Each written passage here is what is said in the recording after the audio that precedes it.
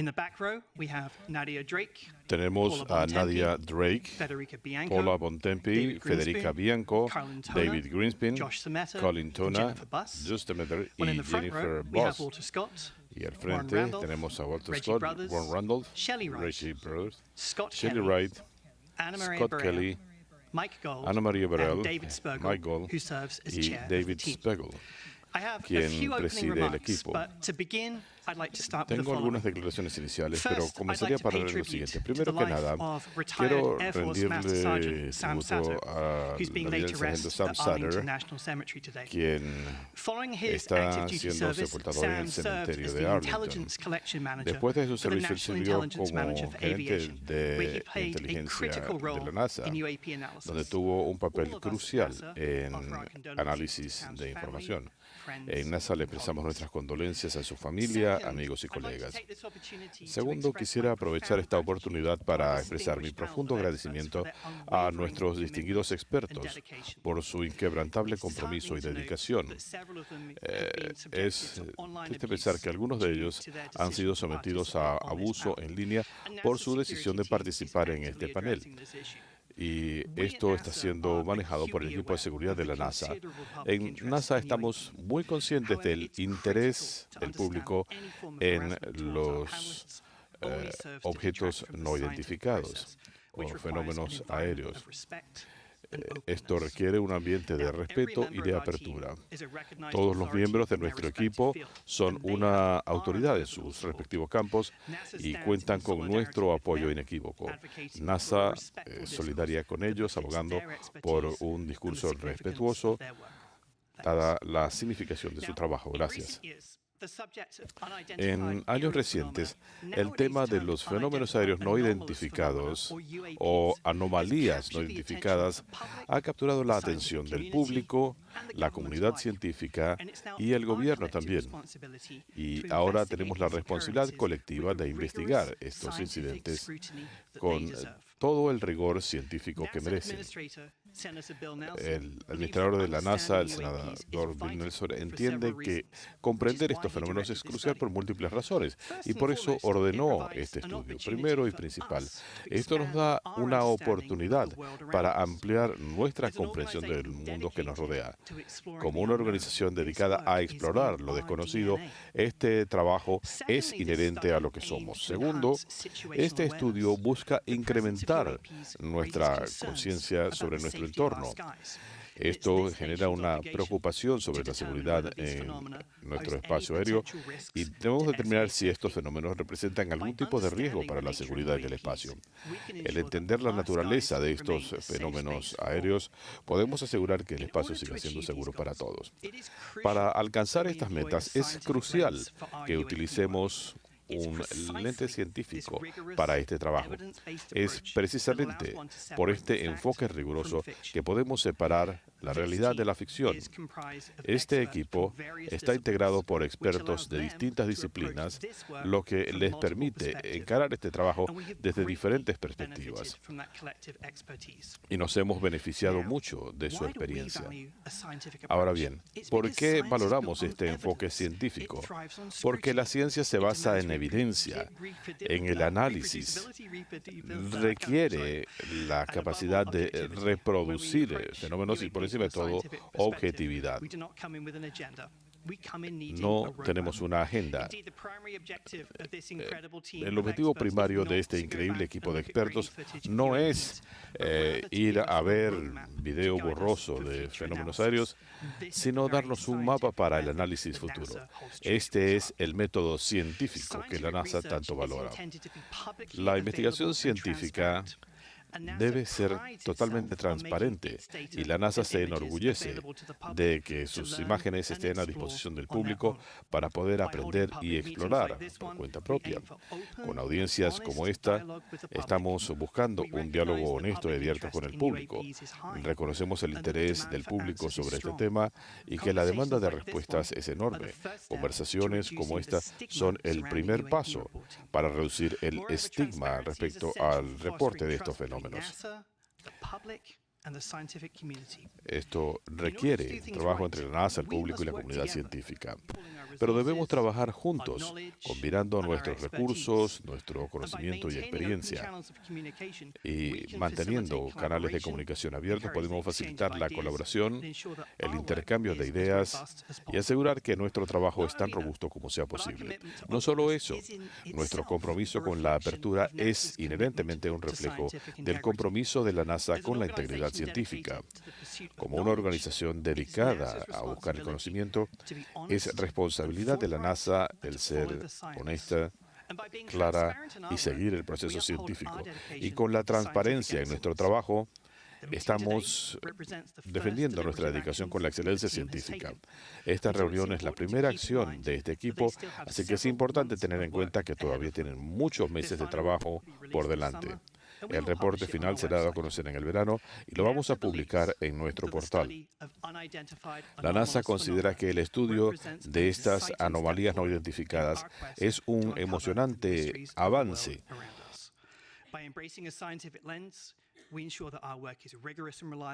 En el afán de entender el mundo que nos rodea y valorando la transparencia y la apertura, podemos generar un clima de confianza y colaboración con el público. En términos simples, por eso es que hacemos lo que hacemos. Antes de pasar a Nikki, hay algunos puntos administrativos a que referirnos. Primero que nada, el equipo independiente de estudios se establece de acuerdo con la ley de comités de asesoría.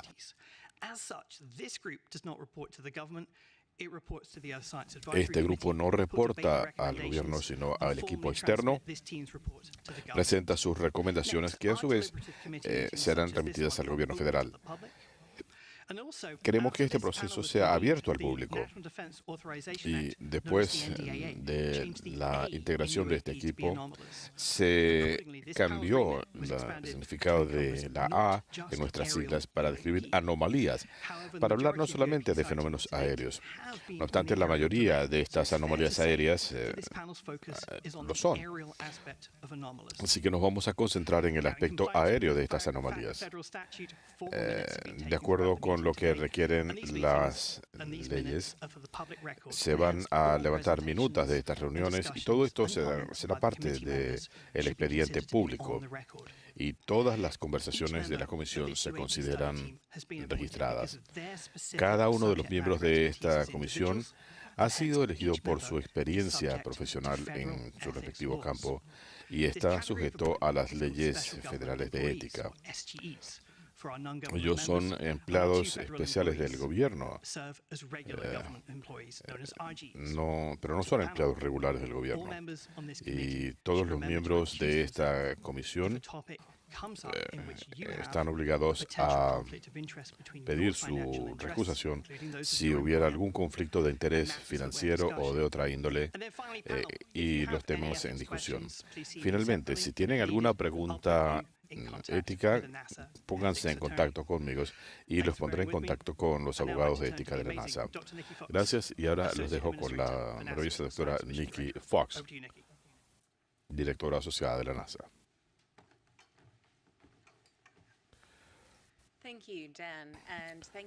Gracias, Danny. Gracias a todos los miembros de nuestro equipo independiente de estudio. Su dedicación a la búsqueda del conocimiento es encomiable y quiero darle las gracias al público por sintonizarnos hoy en la primera reunión de este equipo independiente de estudio para evaluar y clasificar estos fenómenos o anomalías aéreas. Quiero insistir en las palabras de Dan, que realmente es desalentador saber del hostigamiento a los miembros de nuestro panel simplemente porque están estudiando este fenómeno. La NASA apoya a nuestros panelistas y no toleramos ninguna forma de abuso. Esto solamente conduce a seguir estigmatizando este campo, afectando el progreso científico y disuadiendo a otros de estudiar este importante tema. El hostigamiento también obstruye el derecho del público a saber. Nuestros panelistas son expertos en los campos científicos y aeronáuticos y de análisis de datos. Tenemos la fortuna de tenerlos con nosotros para compartir su experiencia y para informar a la NASA sobre la información que pudiera colectarse en el futuro y cómo puede recopilarse para entender mejor la naturaleza de estos fenómenos. El estudio independiente fue comisionado para diseñar un mapa de cómo utilizar las herramientas de la ciencia para evaluar y clasificar la naturaleza de estos fenómenos de aquí en más. Esto, por supuesto, va a ayudar al gobierno federal a obtener información utilizable para explicar la naturaleza de estas anomalías en el futuro. La transparencia, la apertura y la integridad científica son fundamentales para la misión de la NASA. Están a la vanguardia de esta audiencia pública y durante los estudios de esta comisión. El público va a tener la oportunidad de ser testigo de cómo funciona el proceso científico en acción. En la NASA estamos a la vanguardia del mundo en la exploración y estamos comprometidos con la investigación científica rigurosa. La naturaleza de la ciencia es entender mejor lo desconocido y a tal efecto nuestros científicos necesitan de datos. En este momento hay muy pocas observaciones de alta calidad y un archivo claro de estos fenómenos. La información que se obtiene de los testigos con frecuencia es confusa y no nos permite el análisis adecuado de los fenómenos. Además, se puede complicar la situación con el trasfondo de los objetos debido a objetos convencionales que pueden afectar este fenómeno, como aeronaves comerciales, equipo militar, fenómenos atmosféricos y fenómenos en la ionosfera, como las auroras. Esta falta de información hace difícil completar este proceso en el estudio de los fenómenos aéreos. Aparte de eso, hay información que se va a utilizar de múltiples fuentes para informar las recomendaciones del grupo. Y esta información va a ser publicada en un reporte este verano. Debo enfatizar que hay un gran beneficio de estudiar esta información no confidencial respecto a la información confidencial. Primero, los fenómenos no identificados no son per se un instrumento confidencial. Lo que se trata es de la plataforma. Por ejemplo, si un avión de combate toma una fotografía de la Estatua de la Libertad, la fotografía en sí no sería confidencial por el tema, sino por los recursos técnicos de la aeronave. Es importante entender estos fenómenos, no solamente por sí mismos, sino por el interés para el público y la comunidad científica.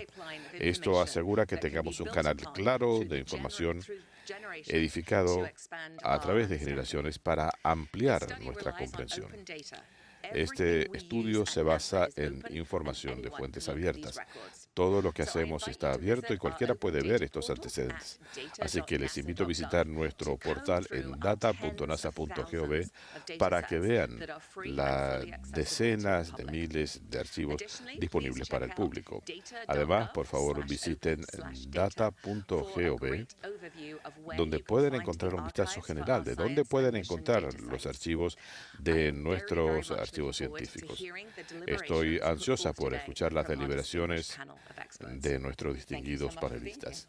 Muchísimas gracias por estar aquí.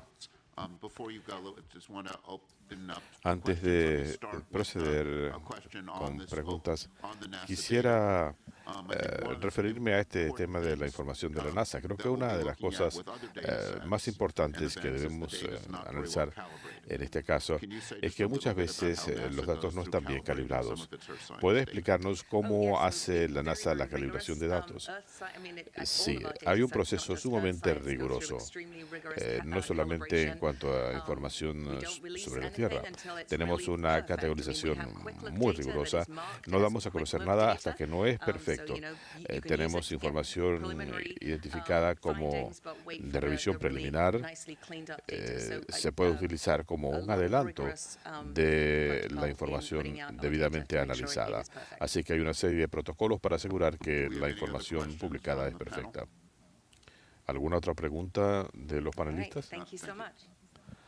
Muchas gracias.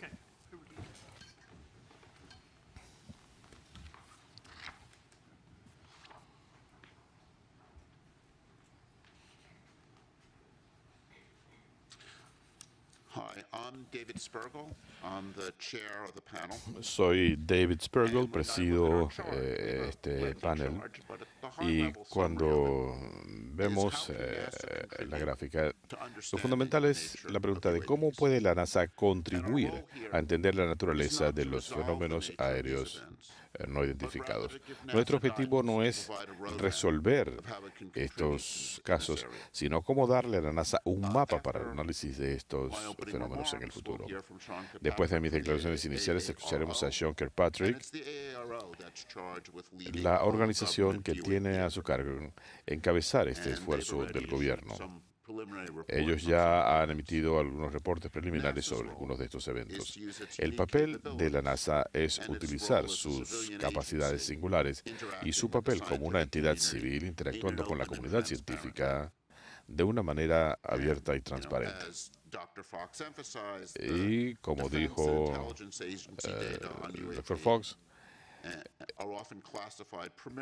con frecuencia hay información relacionada con estos fenómenos considerada confidencial por la forma en que se obtiene la información y no por la imagen en sí.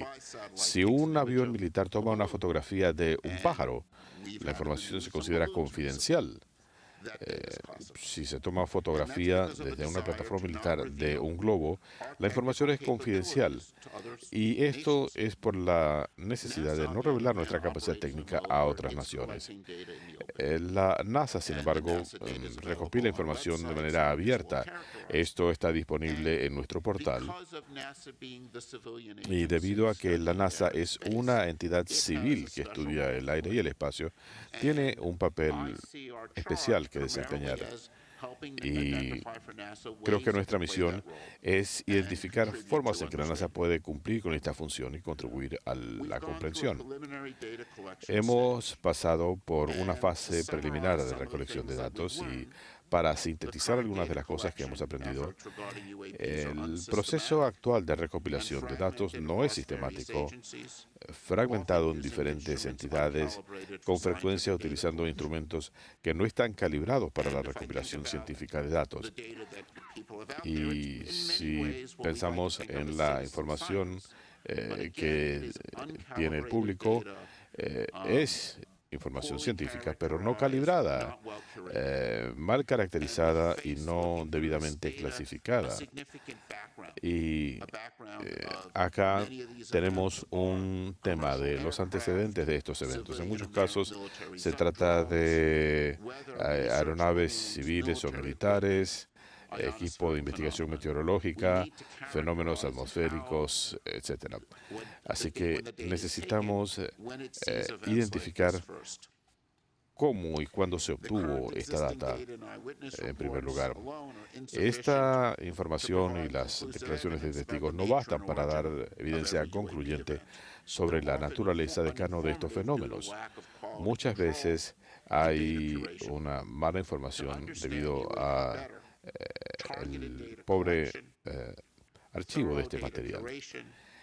Mediante un riguroso proceso de recopilación de datos y clasificación de datos, podemos proceder. Esto va a ayudar a explicar estos fenómenos no explicados, pero no hay garantía de que todas las observaciones se puedan explicar. Otro reto en esta área es la estigmatización de los reportes, y la NASA se ha esforzado en reducir este proceso. Su origen no está claro y pensamos que muchos eventos no son reportados. Los pilotos comerciales, por ejemplo, se muestran reacios a reportar anomalías, y una de nuestras metas en involucrar a la NASA es eliminar esta estigmatización y obtener datos de alta calidad. Si yo fuera a hacer una síntesis de lo que creo que hemos aprendido, es que necesitamos datos de alta calidad. El trabajo de los científicos se ha concentrado mayormente en cosmología, pero una parte de mi carrera la he dedicado a responder a preguntas importantes, pero esto requiere información de alta calidad obtenida con instrumentos bien calibrados. Voy ahora a presentarles la agenda. Vamos a escuchar de varios expertos y después tendremos un receso al mediodía para el almuerzo. A las 12:30 reanudaremos la sesión y tendremos presentaciones de miembros del panel sobre algunas ideas preliminares para discusión. Y luego tendremos espacio para una discusión abierta de los panelistas. Luego habrá una sesión de preguntas y respuestas en base a preguntas que nos enviaron por adelantado. Y vamos a responder a muchas de esas preguntas y luego tendremos un sumario. Y durante los 2 próximos meses trabajaremos en la preparación del reporte y esperamos tener un reporte para el público a fines de julio. Ahora les dejo con Sean Kirkpatrick. Un par de preguntas del panel. ¿Alguna pregunta?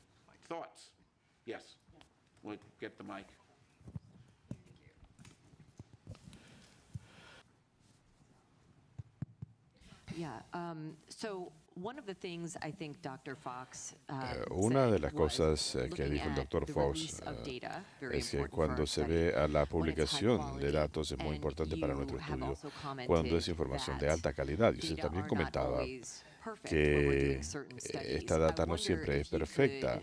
Me pregunto si usted pudiera darnos algo de luz sobre la diferencia entre la aplicación de cierto tipo de data a ciertos retos científicos.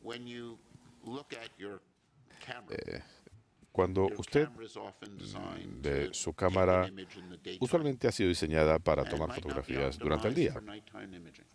Quizá no haya sido optimizada para fotografía nocturna, o si usted ve algo que es familiar para los astrónomos. Nosotros diseñamos nuestros telescopios para trabajar de noche. Y, por ejemplo, nunca apuntaríamos el telescopio Hubble directamente al Sol porque destruiría los detectores. No solo eso, si el telescopio apuntara en esta dirección y el Sol está allí, aunque no lo esté viendo directamente, los reflejos en elementos ópticos pueden generar imágenes. Y este tipo de imágenes pueden ser bastante extrañas. Esta es una de las tantas cosas que tenemos que considerar cuando vemos imágenes inusuales captadas con una cámara. Si usted está apuntando en esa dirección, estaba el sol del lado de allá. Ese tipo de anomalías degradan la calidad de la data y por eso es importante trabajar con instrumentos bien calibrados y usarlos de manera tal que se pueda entender qué es lo que está pasando. Así que si usted analiza data obtenida con el telescopio James Webb o el telescopio Hubble, puede apreciar algunos fenómenos curiosos inicialmente. Cuando el telescopio le apunta a una estrella brillante, esto satura el detector y a veces hay información excedente, así que si uno ve una estrella muy brillante en una parte del campo,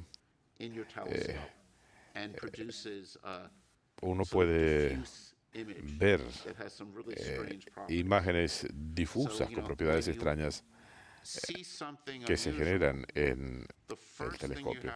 Así que cuando uno ve algo inusual, lo primero que tiene que hacer es entender cómo se obtuvo esa data. Y creo que este es uno de los retos que uno enfrenta cuando se tiene data obtenida con instrumentos no calibrados hace años. Es muy difícil saber cómo se obtuvo la imagen y derivar conclusiones. Es uno de los retos con las imágenes de archivo. Y el tener instrumentos bien calibrados creo que es importante en esta y en cualquier otra área para poder entender.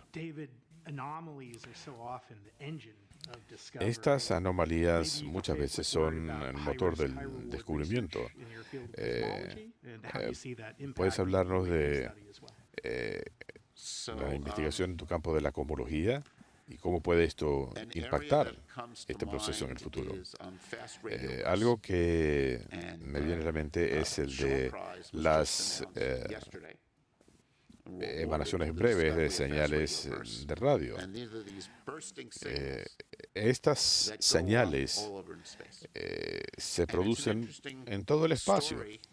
Y hay una historia, es una historia interesante porque algunas de estas ráfagas son reales y fascinantes y en algunos casos hay una serie captada por un observatorio en Australia con una estructura bastante extraña y la gente no sabía qué es lo que estaba pasando. Y comenzaron a notar que algunas de estas imágenes se concentraban cerca de la hora del almuerzo. Y lo que ocurría es que a esa hora la gente del observatorio estaba usando el horno de microondas y a veces abrían la puerta del microondas antes que hubieran cesado las microondas. Esto no es bueno para el horno, lo daña. Pero no solamente eso, se produce una descarga de estas señales de radio que es captada por los sensores. Esto es una lección importante. Algunos de estos eventos son inusuales, pero convencionales, y hay otros eventos que pueden ser estas poderosas explosiones que ocurren en el cosmos. No entendemos a cabalidad su naturaleza y creo que uno de los objetos más fascinantes que tenemos en el espacio. Esto es interesante porque ilumina el espacio entre el punto de origen y nosotros. Y este es un tema de investigación. Y si uno analiza la historia de esto comenzó a detectarse con instrumentos muy sensibles, pero no optimizados con esta finalidad. Ahora estamos optimizando los instrumentos y los programas para analizar estos eventos. Y muchas veces estas son las sorpresas que resultan más interesantes. Hay fenómenos que uno puede comparar con descargas eléctricas a gran altura. Son fenómenos extraños y solo cuando podemos tomar imágenes de alta velocidad, muchas veces desde la estación espacial, es que podemos ver estos interesantes fenómenos. Así que las sorpresas son muy interesantes. Y creo que este es uno de esos elementos fascinantes de estos fenómenos. Cuando se trata de una anomalía, esto convierte el tema en digno de estudio. ¿Otra pregunta? Voy a dejarles ahora con Sean.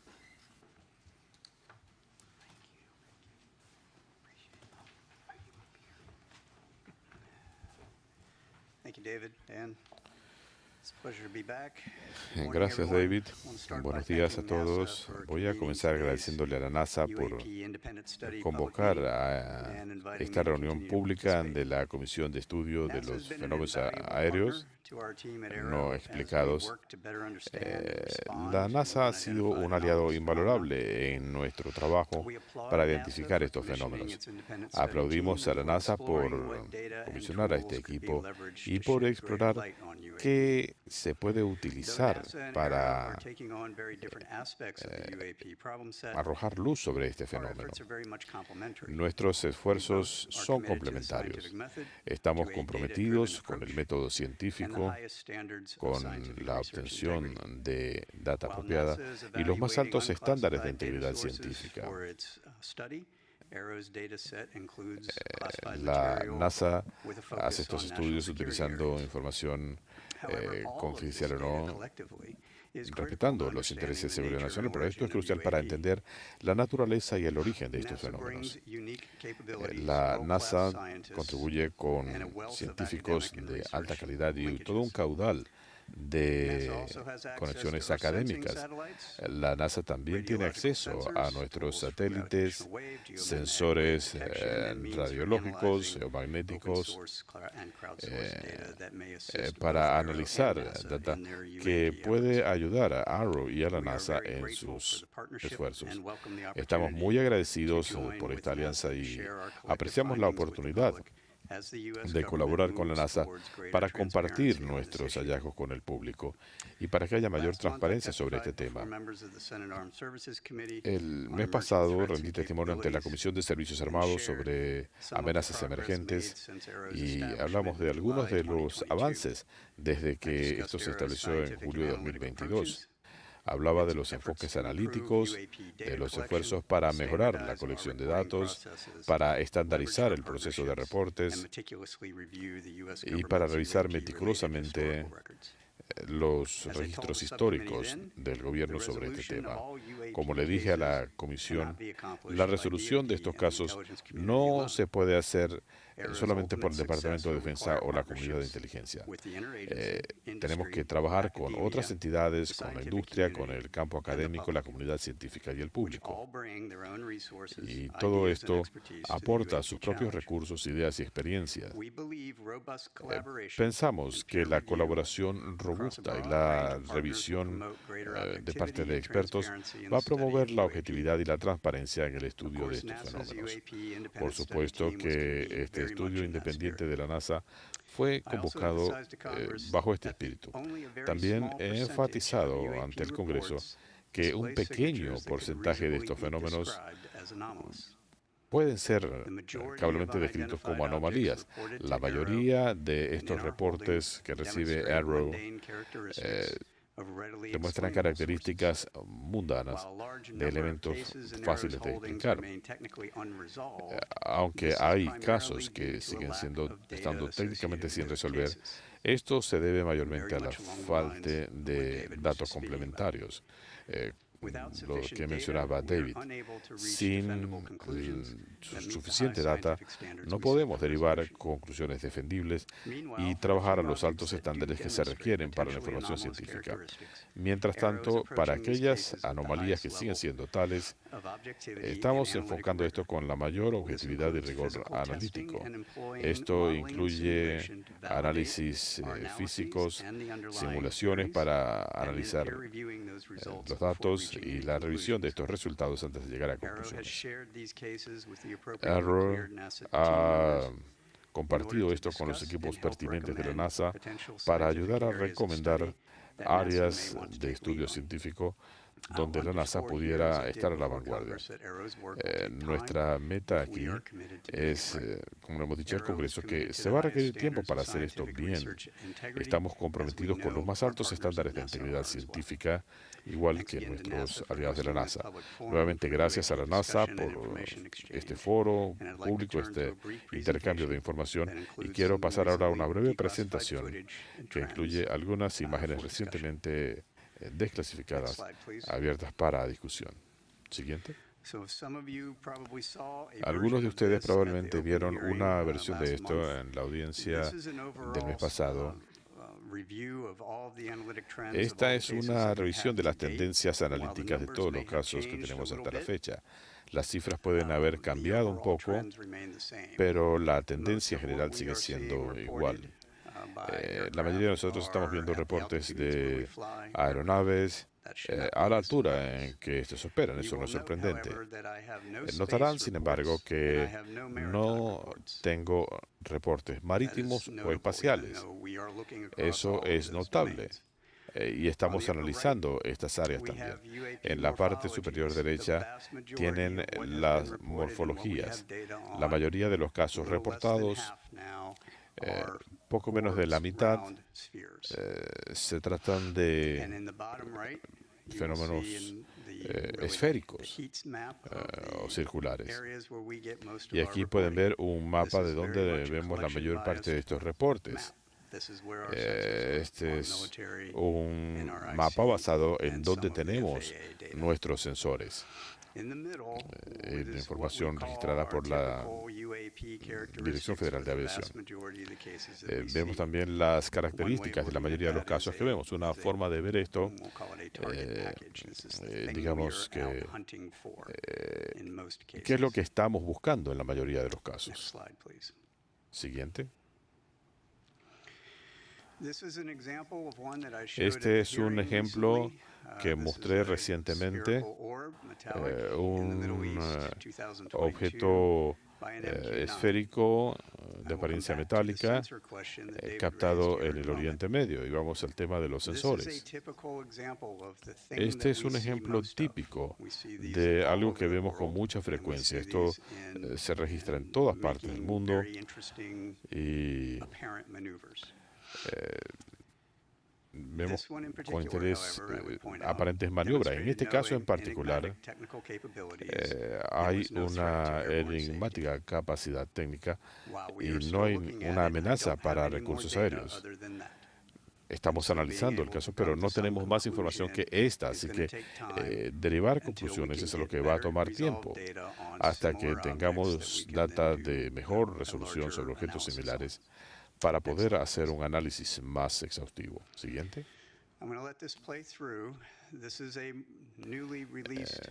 Esta es un video recientemente publicado. Verán que aquí hay dos puntos que se ven en movimiento. Se ve un avión cruzando la pantalla y los tres puntos en la parte superior. Este movimiento es asociado con la plataforma. Este es un avión P-3 en una misión de entrenamiento. Ellos captaron esto y trataron de interceptarlo infructuosamente. Aparte de ese movimiento, y verán que en algún momento el sensor pierde el foco, pero eso es todo lo que tenemos. La anomalía es que no pudieron interceptarlos porque después de análisis ulterior se determinó que estos objetos estaban mucho más lejos del P-3 de lo que parecían. Así que pudimos asociar esto con aeronaves en un corredor de vuelo dirigiéndose a un aeropuerto para aterrizaje. Este es el tipo de cosas que pueden generar percepciones confusas de pilotos muy bien entrenados y de los sensores también. Y esto fue reportado como una agrupación extraña de tres anomalías. Eso no quiere decir que los pilotos no supieran lo que estaban viendo o que no estuvieran seguros de lo que estaban viendo, pero también indica que cuando no están seguros, ahora sí lo están reportando, que es lo que se supone que deben hacer. Siguiente. Esto nos lleva a qué es lo que está haciendo Arrow en este sentido. Esta es una de esas áreas. Voy a ampliar eso un poco más respecto a lo que hicimos en la última audiencia. Arrow tiene un robusto plan científico que le vamos a ofrecer al Congreso. Una de las primeras cosas que estamos haciendo es analizando la data de los sensores existentes para cotejarla con imágenes como las que les mostré en la primera gráfica. Tenemos estos sensores civiles, militares y otras plataformas de observación de la NASA y de la Dirección de Asuntos Oceánicos y Atmosféricos. El entender la naturaleza de estas plataformas de captación nos puede ayudar a complementar la información. Es un paso muy importante para entender qué sensores van a ser relevantes. A partir de allí vamos a pasar a sensores específicamente diseñados para detectar, rastrear y caracterizar estos objetos. Los vamos a colocar en áreas específicas con fines de reconocimiento. La alianza con el sector académico nos va a permitir también entender si un objeto está en movimiento, presenta algún tipo de anomalía. ¿Qué es lo que esperamos ver? ¿Y cómo podemos ajustar la arquitectura de colección de datos? Las técnicas de análisis estadístico que estamos haciendo con un par de universidades para ampliar el análisis estadístico de información confidencial y no confidencial, para aplicar eso a nuestra labor. Y luego tenemos técnicas analíticas para revisar la data obtenida. Hemos trabajado en colaboración con el Departamento de Defensa y laboratorios del Departamento de Energía para entender elementos fundamentales de estas observaciones, presentes y pasadas. En otras palabras, si tenemos registros de objetos que presentan anomalías, ¿qué es lo que entendemos acerca de maniobrabilidad, velocidad, propulsión, estelas? ¿Qué es lo que esperamos ver y cómo podemos manejar eso? Nuestra labor interagencias nos permitirá calibrar los instrumentos, de lo que hablaba David. Esto nos va a permitir entender los sensores del Departamento de Defensa. Estos no son sensores científicos. Se parecen mucho, están muy cerca, con otro tipo de calibración y precisión. Los sensores del Departamento de Defensa tienen un solo propósito: identificar a un objeto que pudiera tener aplicaciones bélicas. Entender entonces cómo hacer la calibración de estos instrumentos. Por ejemplo, observaciones desde un avión caza de un globo meteorológico, las condiciones de temperatura, iluminación. Todo esto es importante y estamos en proceso de analizar eso. La tabla que ven aquí es una versión muy simplificada de este análisis. Nuevamente, tenemos los múltiples sensores de una manera sinóptica. Esto es importante para entrenar a nuestros operadores, pilotos y demás para la observación de estos fenómenos. Y finalmente, el análisis del patrón lumínico. Esto es establecer lo que se va a considerar normal. En qué momento se reciben los reportes.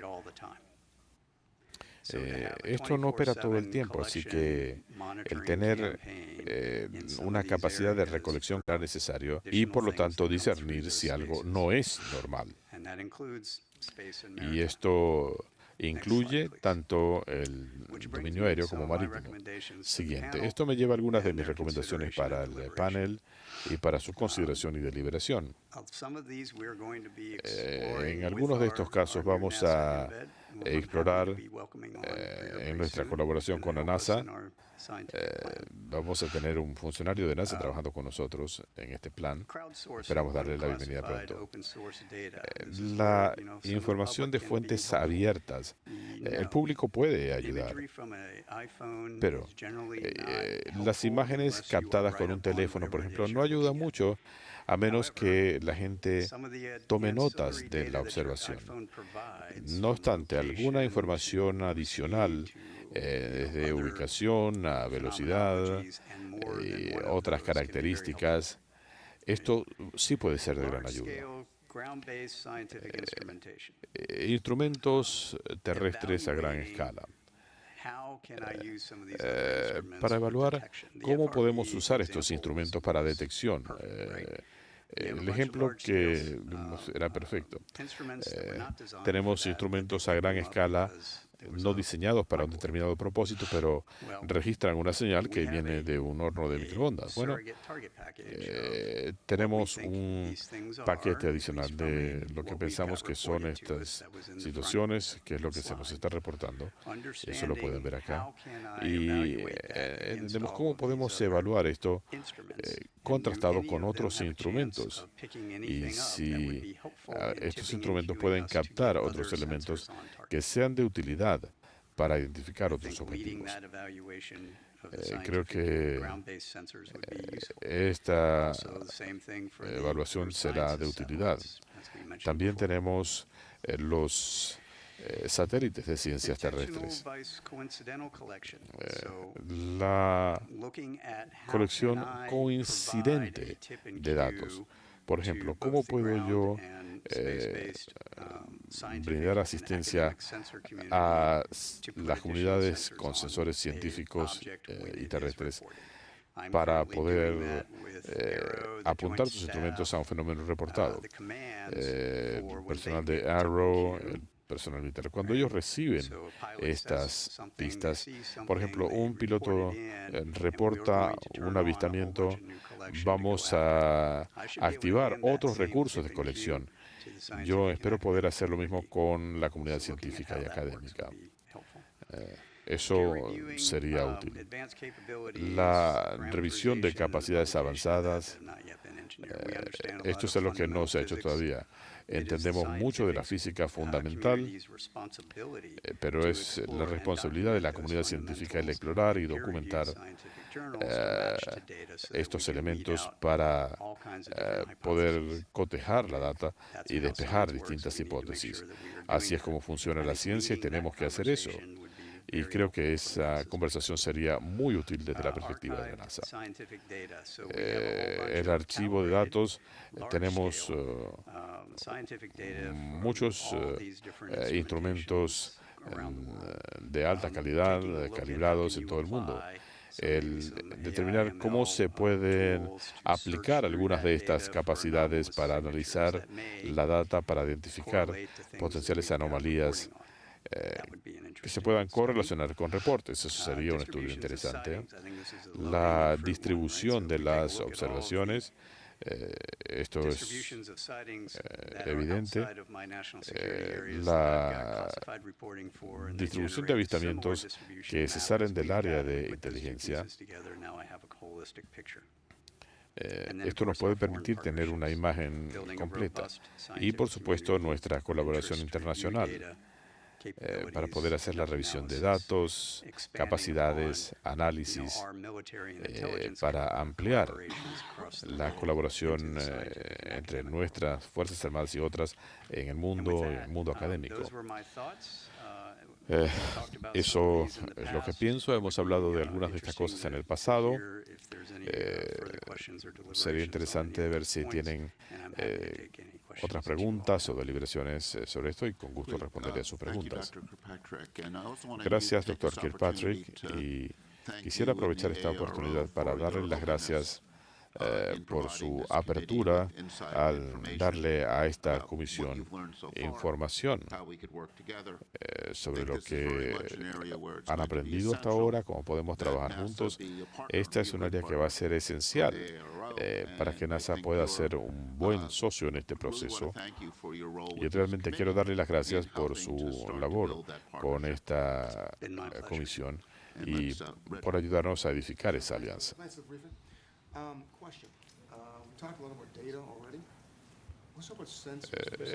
Hemos hablado de la data, pero en cuanto a los sensores, usted mencionó la correlación de instrumentos del ámbito académico. ¿Cree usted que es necesario desarrollar otros instrumentos para estos fenómenos? ¿Ve una razón para ampliar esta capacidad? ¿Cuáles son algunos de los retos que ve usted en este sentido? Si pudiéramos volver a la gráfica inicial, nosotros hemos construido un par de sensores. Gracias. Para poder analizar algunas de estas características, para ver cómo se pueden correlacionar con reportes de pilotos.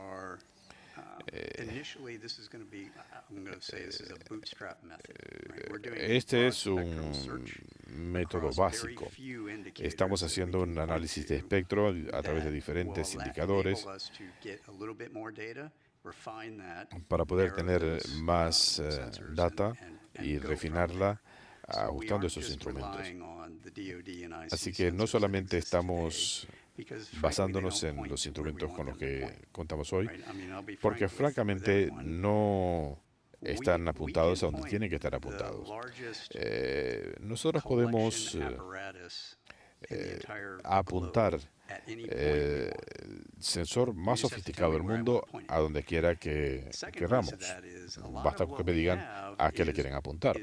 Segundo, mucho de lo que tenemos es en el área continental de los Estados Unidos.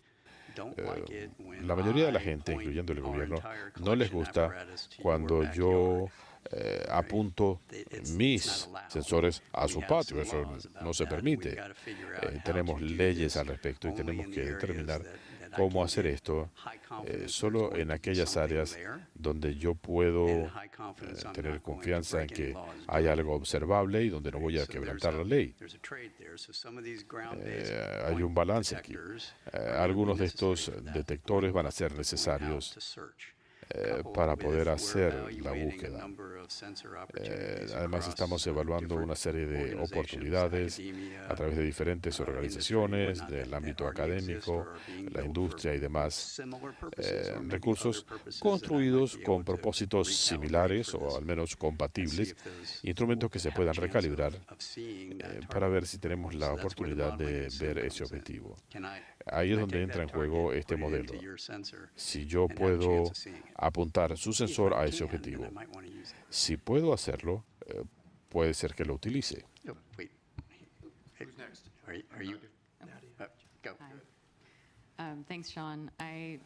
Gracias, Sean. Tengo una pregunta que quizá no te guste sobre números. Has dicho que solo un pequeño porcentaje de casos pueden ser cablemente descritos como anomalías o que presentan características anómalas. ¿De qué número estamos hablando? ¿Cuán extensa es esta base de datos? ¿A qué se refiere cuando dice pocos? Es una excelente pregunta. Esta gráfica, como digo, la hemos actualizado con los recursos que tenemos actualmente. Al momento de nuestra audiencia abierta teníamos 650 casos aproximadamente, ahora son casi 800. Estamos preparando un reporte anual que será emitido el 1 de agosto al Congreso. Habrá una versión no confidencial, como siempre. Para esa fecha tendremos una cifra actualizada. Normalmente recibimos de 50 a unos 100 reportes al mes. La razón por la que tenemos este salto recientemente es porque estamos integrando datos de la Administración Federal de Aviación. Hay una razón para la fluctuación. Las cifras que yo mencionaría y vamos a tratar de tener un poco más de fidelidad en el aspecto analítico, pero las cifras que podemos citar como de anomalías legítimas son menos de 10 de ese total de casos, probablemente el 5%.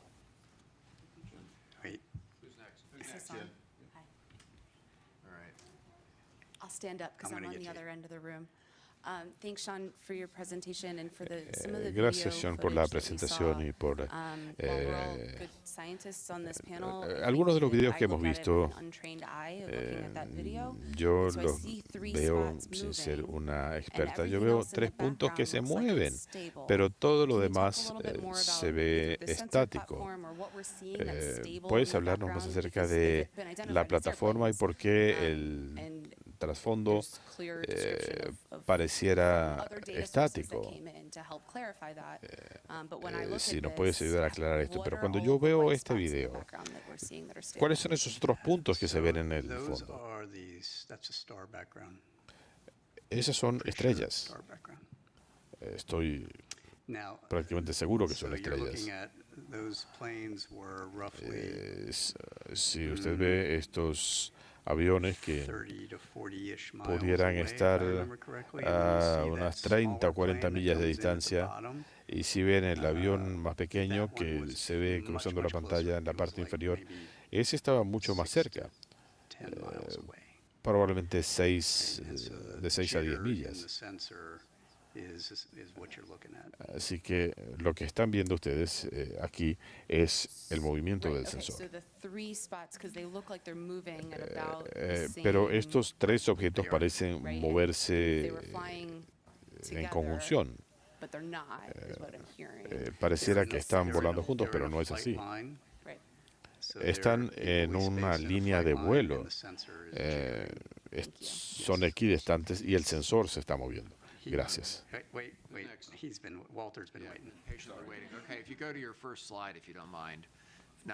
Si volvemos a la primera gráfica, la de tendencias.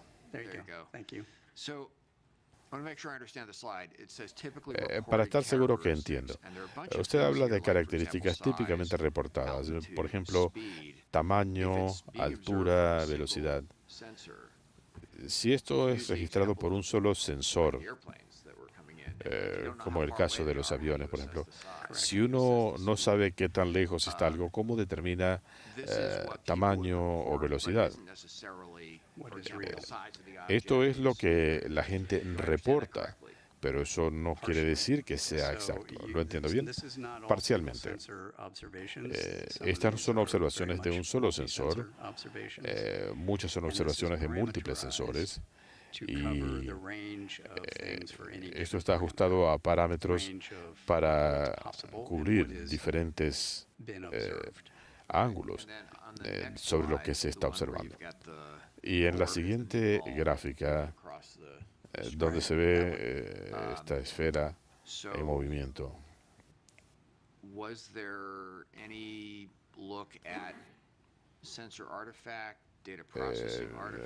se analizó el sensor utilizado. Lo primero que noto aquí cuando veo esto, me pregunto cómo se obtuvo esta data. Este es un sensor en un MQ-9. Eso lo entendemos muy bien. Es un objeto real, absolutamente.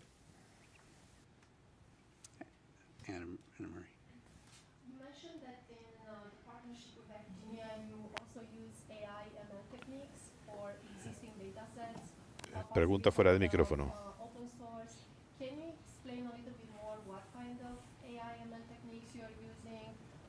¿Puede explicar un poco más de las técnicas que utilizan, cómo están procesando los datos? Estamos analizando una serie de capacidades que cubren mucho de lo que usted dice. Estamos investigando cómo vamos a aplicar esta data. Mucho de esto se basa en reportes de pilotos. Reconocimiento de objetivos. Yo puedo entrenar modelos para observar un objeto en particular y decir, deme todas las imágenes que tenga de esto para poder tratar de identificarlas. Todavía yo no he analizado nada para la observación en tiempo real, porque no sé exactamente qué es lo que estaría buscando. Solo sé qué es lo que tengo, así que quiero tener más confianza en lo que tenemos antes de pasar a ese proceso, excepto cuando se trata de globos. Queremos despejar este punto lo más rápido posible. Sean, gracias por tu servicio al país y a la Comisión. Tu trabajo no es de los más fáciles de Washington. Aprecio que lo reconozca. También usted habla de las colaboraciones internacionales. España acaba de suscribir el acuerdo Artemisa, una alianza global. Solo faltan 174 países. Tengo dos preguntas. Nadie preguntaba sobre el número de fenómenos o anomalías. ¿Qué es lo que, en su opinión, se puede considerar una anomalía. Y mi segunda pregunta tiene que ver con el estigma. ¿Cuánto daño causa esto? Y particularmente, ¿qué puede hacer la NASA para ayudar a remediar esta situación? Buena pregunta. Voy a comenzar con la segunda porque se nos está acabando el tiempo. El tema del estigma es algo que se ha ido mejorando con el paso del tiempo. No ha desaparecido y yo diría que existe aún en el liderazgo de muchas de nuestras entidades. Mi equipo y yo hemos sido víctimas de hostigamiento, especialmente pues en la última audiencia, porque hay gente que no entiende el método científico y por qué tenemos que hacer lo que tenemos que hacer. Y como no podemos simplemente salir a hacer una afirmación, lo mejor que me pudiera pasar a mí es decirles, mire, yo sé lo que es todo esto. Aquí está. Pero necesito tiempo para analizarlo. Por eso no puedo. La gente quiere respuestas inmediatas y alimentan la estigmatización con ese tipo de conducta hacia nosotros. Eso es negativo. ¿Cómo puede ayudar la NASA? Yo hice esta recomendación, decía que la NASA debería encabezar el discurso científico. Tenemos que tener esta conversación en un foro abierto como este, sin ser sometidos a hostigamiento, porque este es un problema real que tenemos que entender. Tenemos que saber qué es lo que está ocurriendo en todas estas áreas, en el espacio, en el aire o en el mar. En cuanto a su primera pregunta de qué constituye una anomalía, hemos desarrollado algunas definiciones sobre estas cosas, se las hemos dado a la Casa Blanca y al Congreso. Algunas de estas cosas ya son parte de la ley, pero una anomalía es cualquier cosa que no sea comprensible para el observador o para el sensor. Cuando hay algo que se puede considerar raro, maniobras, velocidad contra el viento,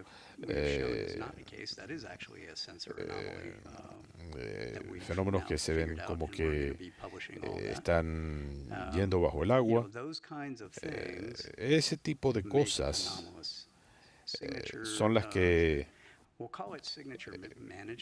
se puede decir que se consideran anomalías. Cosas que no las entendemos directamente. Decimos, por ejemplo, tenemos aquí un objeto que debería reflejar cierta cantidad de luz. Cuando esto no sucede, tenemos una anomalía. ¿Tiempo para una última pregunta? ¿Usted recomienda alianzas internacionales para la NASA?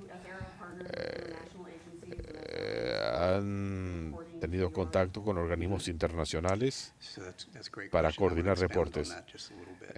Buena pregunta y quisiera ampliar eso brevemente. Yo acabo de tener nuestro primer foro sobre este tema. Esto fue la semana pasada. Y hemos comenzado conversaciones con aliados sobre cómo compartir datos, cómo se hacen los reportes, calibración, cómo nos podemos ayudar mutuamente. Y estamos en ese proceso actualmente. Ellos van a estar enviándonos su información para el proceso de cómo vamos a hacer todo esto. Más allá de eso, no he tenido el tiempo, la capacidad de hacerlo y por eso me gustaría que la NASA pudiera ampliar las relaciones científicas y académicas que tienen con nuestros aliados para incorporarlos. Eso sería muy beneficioso si la NASA asumiera un una función de liderazgo en este sentido.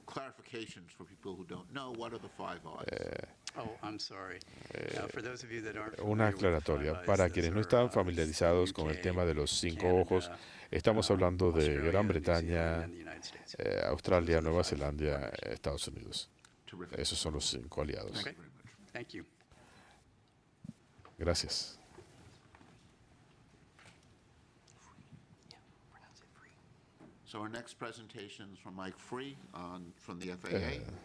Mike Free, de la Administración Federal de Aviación.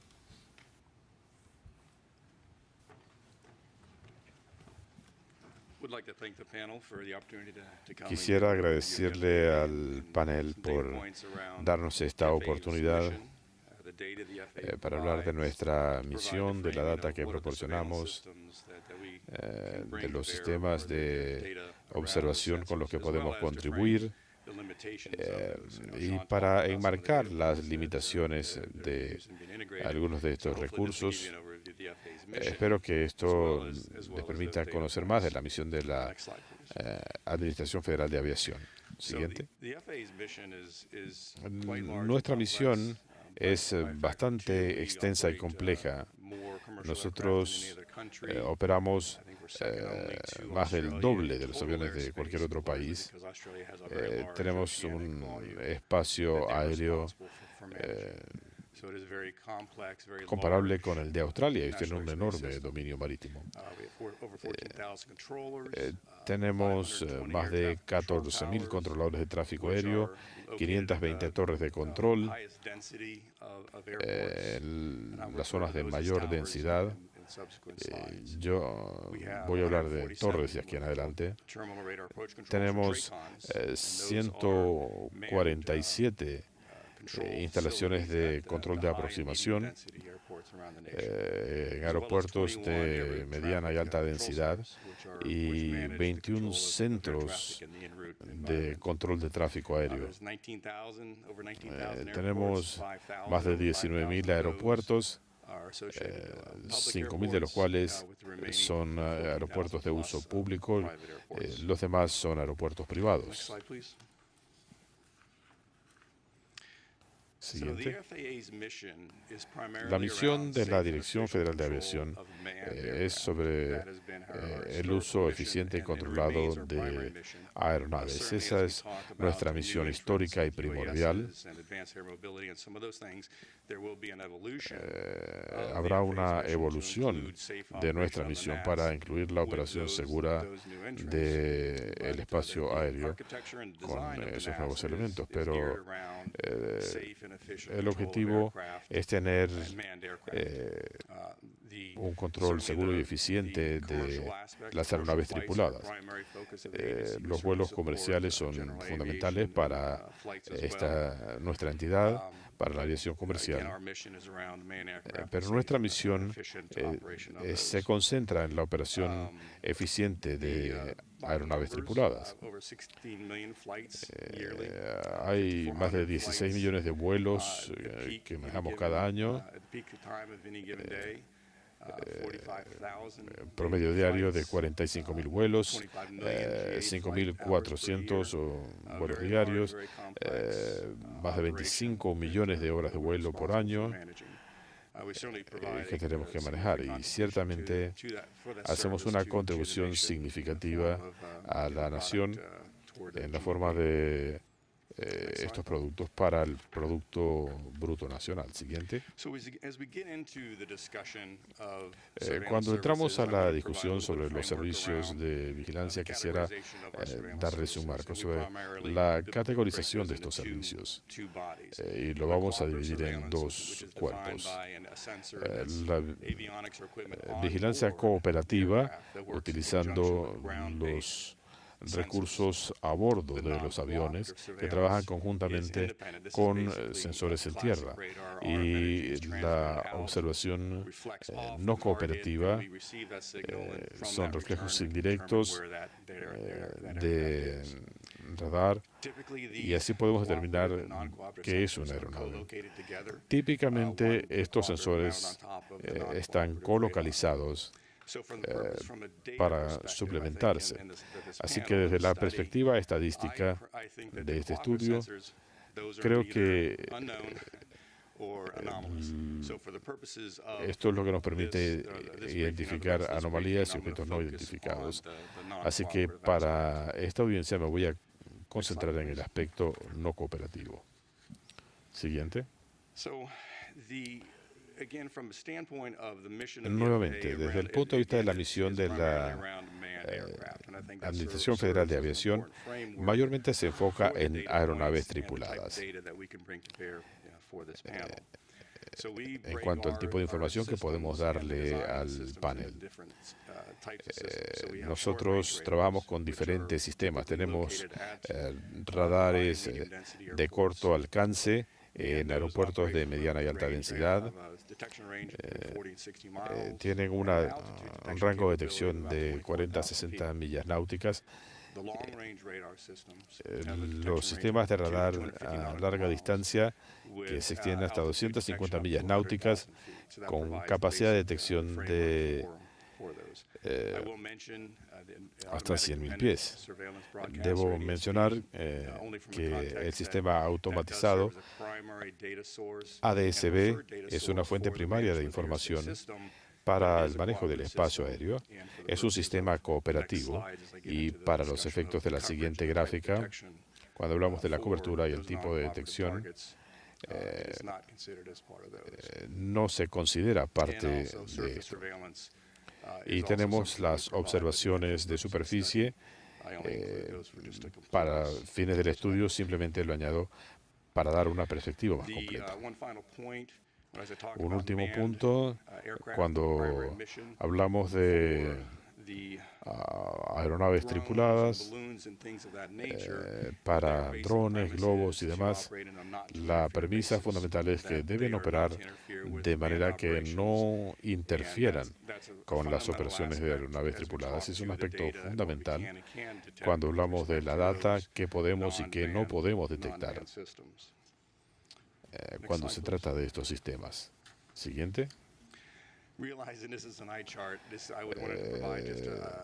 Esto es solo para darles una representación gráfica de dónde están ubicados nuestros sensores. Los globos que ven en rosa, en verde y en azul representan la ubicación de nuestros radares. Los puntos rojos con letras representan radares de largo alcance que se utilizan en el contexto desde la perspectiva del tráfico aéreo para fines de defensa nacional. Y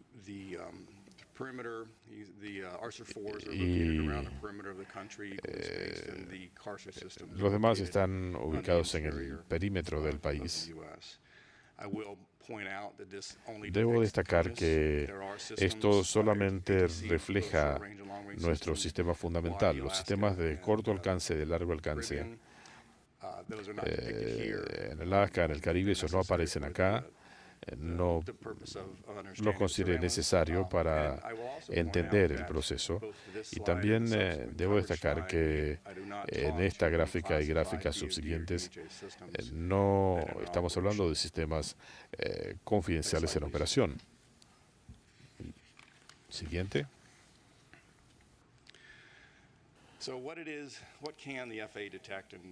¿Qué puede determinar la Dirección Federal de Aviación y qué no? Esta gráfica les da una separación por altura de lo que podemos detectar.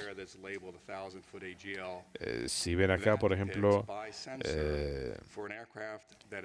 a 1.000 pies sobre el nivel de tierra. Esa es una capacidad de detección. A medida que aumenta la altura, se puede tener detección a más largo alcance, y esto es producto de la curvatura de la Tierra.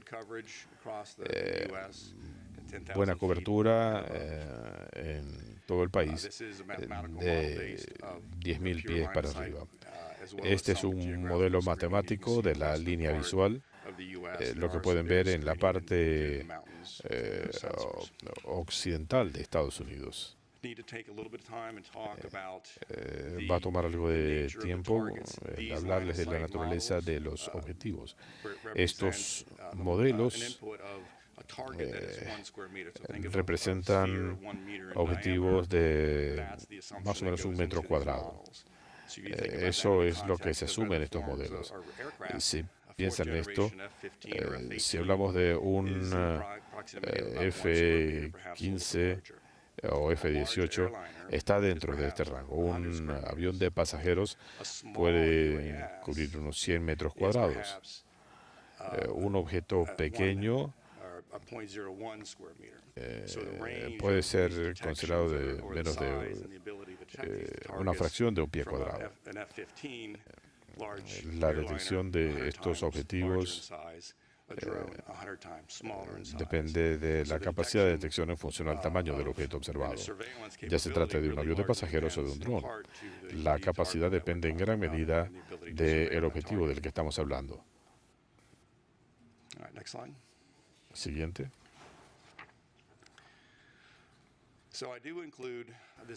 Yo estoy incluyendo aquí esta gráfica para darles algo de contexto sobre la perspectiva de cooperación. Tenemos buena cobertura en Estados Unidos.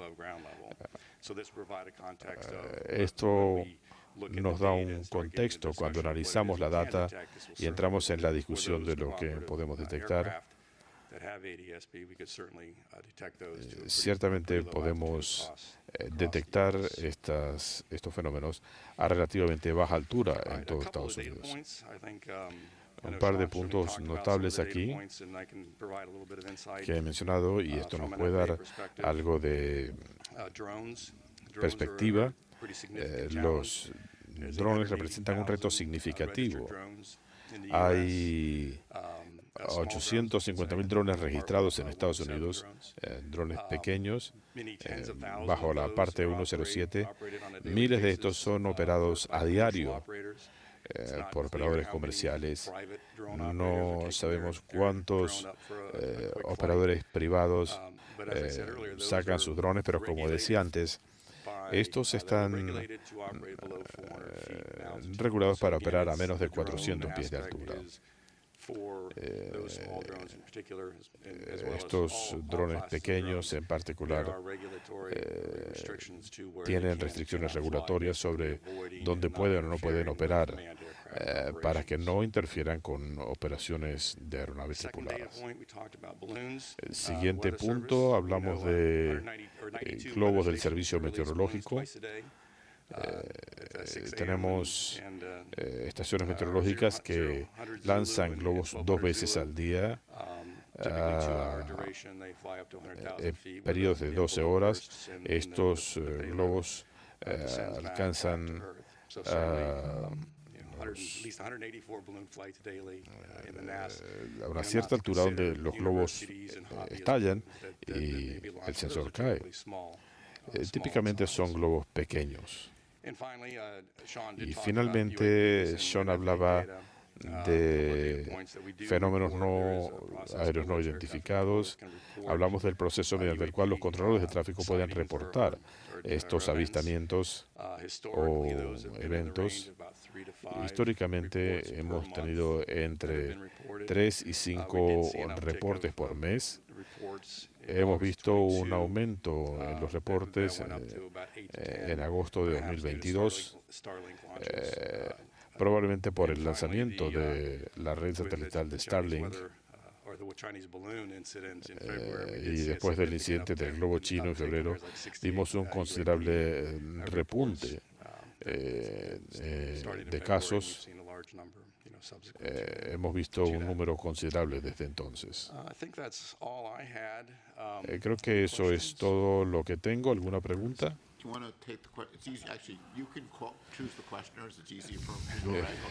Usted puede elegir a quien le va a hacer la pregunta. Dos preguntas sobre la cobertura de radar.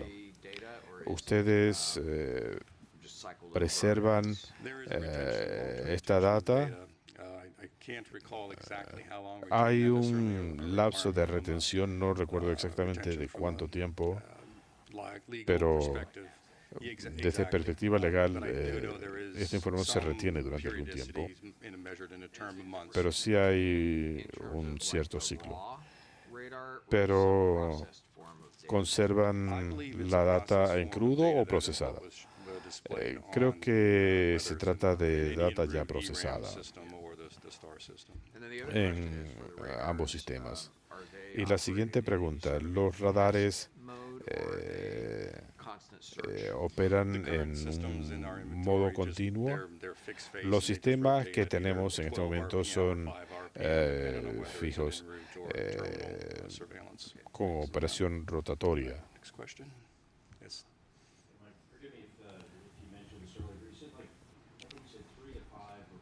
Usted hablaba de los reportes que se presentan cada mes.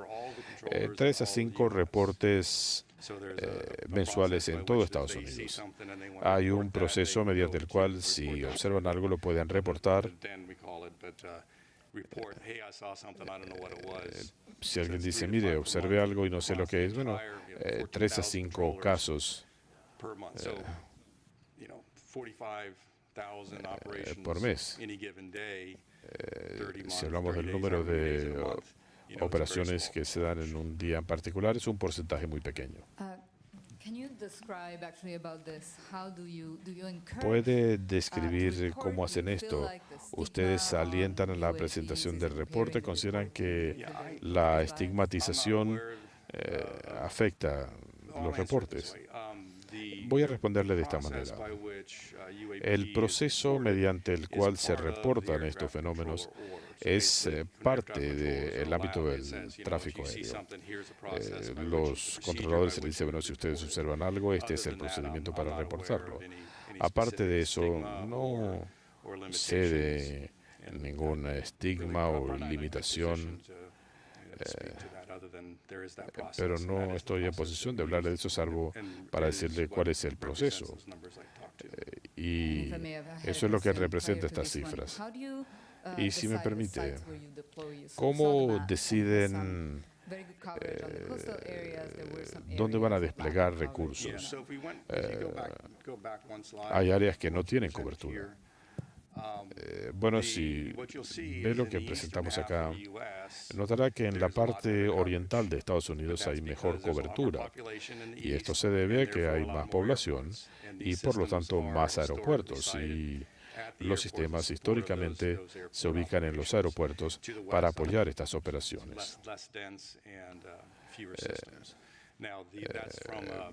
Personas más densas o con menos sistemas. Los radares de largo alcance están más o menos equidistantes para brindar el máximo de cobertura posible por consideraciones de seguridad y por la operación de vuelos a gran altura.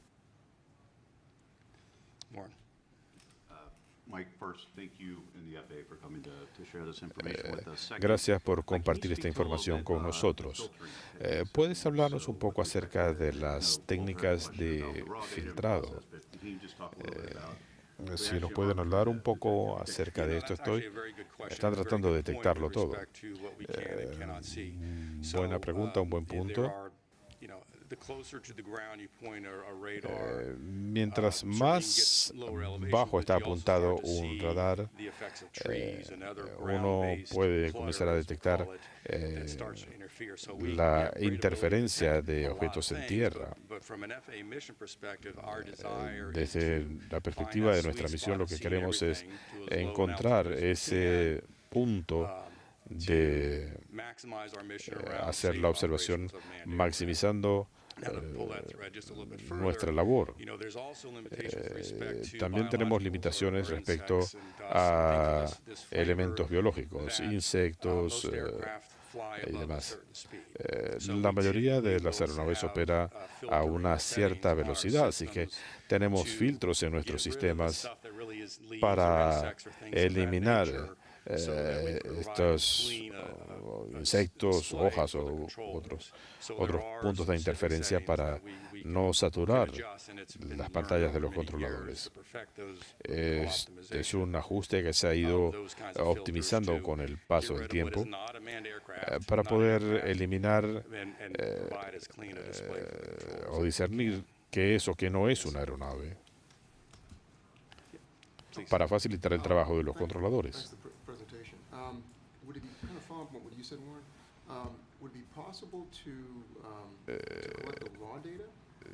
¿Es posible recopilar la data en crudo?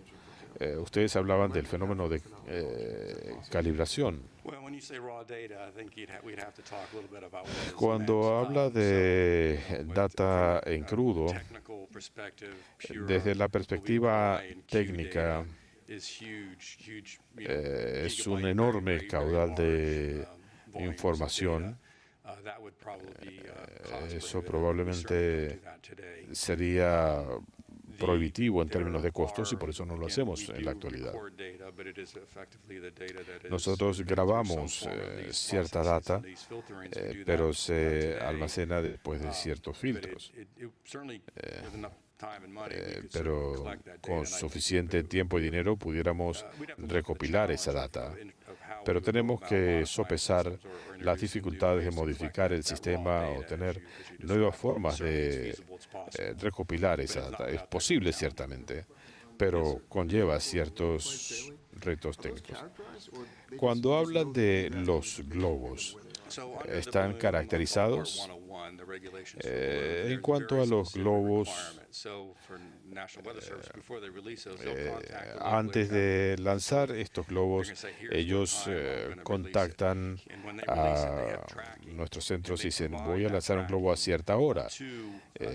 Y nos dan información para el rastreo durante el vuelo del globo. Hay también globos comerciales. Estos transmiten su geolocalización de manera tal que no interfieran con la operación del tráfico aéreo.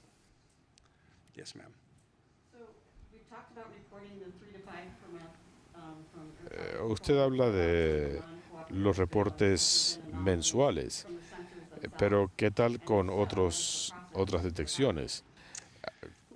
¿Cuál es el proceso cuando se detecta una anomalía? Nuestra misión no se centra en estas anomalías. Cuando nosotros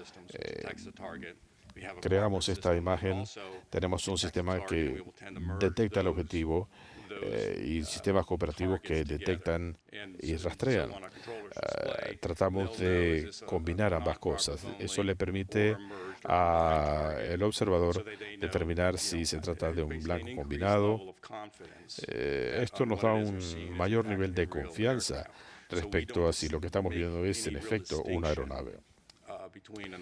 No hacemos una distinción entre un sistema y otro, salvo en el hecho de cómo se combinan.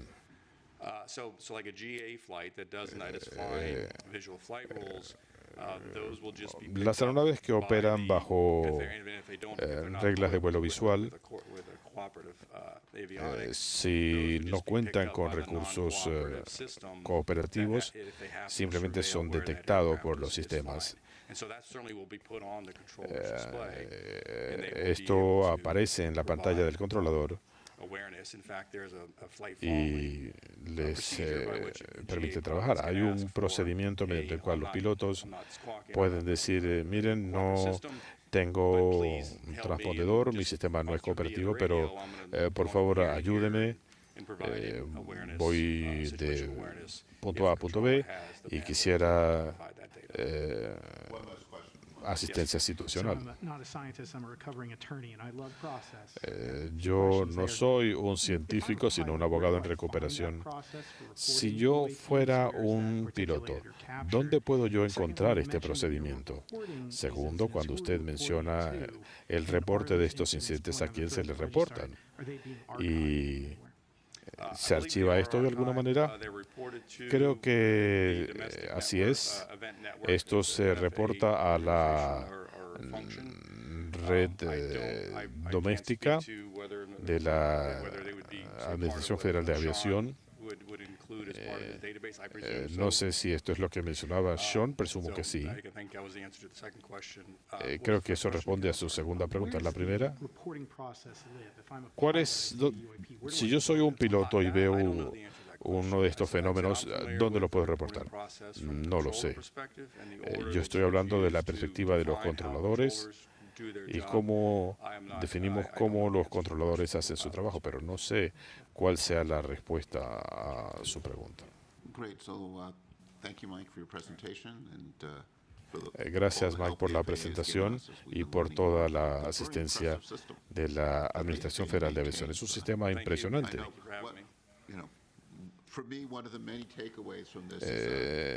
Para mí una de las cosas que podemos derivar de acá es me siento más seguro cuando vuelo gracias a ustedes y sus colegas. Vamos a hacer un receso para el almuerzo y regresaremos a las 12:30. Hasta entonces.